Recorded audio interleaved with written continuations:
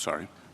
I just want to make sure I understand, because it's fairly basic. I mean, are there some cabinet departments that you say Congress could just take over? Department of Veterans Affairs, Department of Education, they think, well, experts can do a better job of it.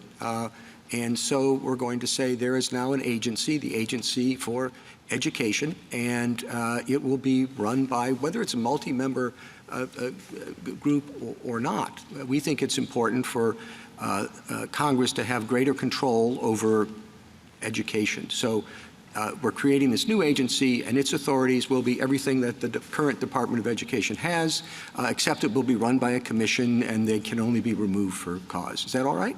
Yeah, I think that it is probably within the realm of possibility for agencies, yes, Chief Justice Roberts, and the constraint historically has been that these types of determinations have been made through a process of political accommodation between Congress and the President, and over the course of more than 200 years, we have not seen. Well, I'm sorry to interrupt, but sometimes that accommodation is greater than in other times. I mean, we have situations, let's say, where the Congress, both houses, are controlled by one party, and the President is of the same party, and they may decide that the government would be structured better than by taking over these entities. And so which departments could Congress impose a multi-member commission instead of a secretary? Yeah, so if you're asking about which ones could be converted today, I think it's probably a pretty small universe in terms of the numbers that could be wholesale transformed as they are currently constituted. Why?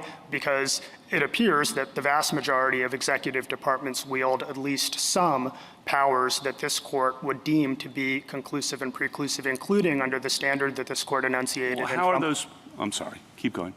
Including under the analysis that this court set out just last term in Trump v. United States, where at pages 620 to 621, the court explained that the President does have a conclusive and preclusive authority with respect to certain criminal investigations and prosecutions, and that informed the court's determination about whether the acting Attorney General was subject to at-will presidential removal. It turns out that the vast majority of these executive departments do have some kind of criminal investigative authority, including armed law enforcement agents authorized to make arrests. Now, that's a significant bucket. You probably have